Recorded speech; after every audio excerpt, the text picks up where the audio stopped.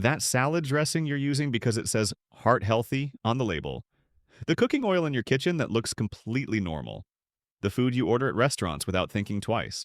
Most people never question these things. But what if some of the most common cooking oils in modern diets are quietly affecting inflammation, metabolism, and long-term health? Not in an extreme way, not overnight, but slowly, over years. Today, we're going to look at what seed oils are, what the research actually shows about them, and how to make smarter choices without going to extremes. Let's get into it. Before we start, quick disclaimer. This video is for educational purposes only and is not medical advice. Always talk to a healthcare professional before making major changes to your diet. Now, with that said, when it comes to nutrition, few topics are as confusing as fats. For decades, we were told to avoid saturated fat. Then we were told to use vegetable oils instead. Then people started questioning that advice, so now most people don't know what to believe, and that's exactly why we're doing this video. No hype, no fear. Just what current science suggests. When people talk about seed oils, they usually mean industrially produced oils made from seeds, such as soybean oil, canola oil, corn oil, sunflower oil, safflower oil, cottonseed oil, grapeseed oil, rice bran oil. These oils are extremely common. They're used in packaged foods, restaurant cooking, salad dressings, sauces, baked goods, and snacks. If you check ingredient labels, you'll probably see them everywhere. They became popular because they're cheap, shelf-stable, and easy to mass-produce. One important factor is how these oils are produced. Unlike olive oil, which is mechanically pressed, most seed oils go through industrial processing. This usually includes high heat, mechanical pressing, solvent extraction, refining, bleaching, deodorizing. These steps help maximize oil yield and make the final product taste neutral. The result is an oil that's very consistent, inexpensive, and widely usable in food manufacturing. But this processing also removes many natural protective compounds and can increase oxidation. Which brings us to the next point. Seed oils are high in polyunsaturated fats. These fats are chemically more sensitive to heat, light, and oxygen than saturated or monounsaturated fats. That means they can oxidize more easily, especially during processing, during long storage, when heated at high temperatures. Oxidized fats can produce compounds that promote oxidative stress in the body.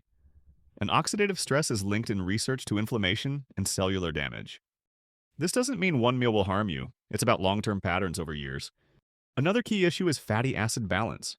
Seed oils are rich in omega-6 fatty acids, especially linoleic acid. Omega-6 fats are essential, your body needs them.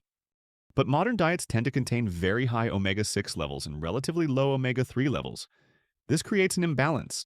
Research suggests that very high omega-6 intake combined with low omega-3 intake may contribute to inflammatory signaling in some people. Again, context matters. Omega-6 from whole foods like nuts and seeds behaves differently than omega-6 from heavily processed oils. So what does research suggest about seed oils and health? Some studies associate high intake of ultra-processed foods, which often contain seed oils, with higher inflammation markers, increased insulin resistance, metabolic dysfunction, cardiovascular risk. It's important to note, these foods also contain refined carbs, sugar, preservatives, and additives. So it's difficult to isolate seed oils as the only cause. Most researchers agree that the overall dietary pattern matters more than any single ingredient. However, reducing highly processed oils may help improve dietary quality. So, what are practical alternatives? For cooking, extra virgin olive oil, moderate heat, avocado oil, butter or ghee in moderation. Coconut oil occasionally, these fats are generally more stable under heat. For dressings and low heat use, extra virgin olive oil, cold-pressed oils, and most importantly, cook more at home when possible. Limit ultra-processed foods, read labels. You don't have to be perfect. Even small improvements matter. This is important. You do not need to eliminate seed oils completely. That's unrealistic for most people. They're everywhere. The goal is awareness, not obsession. If most of your diet is whole foods, vegetables, fruits, lean proteins, healthy fats, minimally processed meals, then occasional seed oil exposure is unlikely to be a major problem. Consistency beats perfection. Here's the bottom line. Seed oils are widely used industrial oils that are highly processed and rich in omega-6 fats. Some research suggests that excessive intake, especially through ultra-processed foods, may contribute to inflammation and metabolic issues in certain people. They're not toxic, they're not poison, but they may not be optimal in large amounts. A better strategy is focusing on whole foods, stable cooking fats, balanced nutrition, and long-term habits. If you do that, your health will benefit far more than worrying about any single ingredient.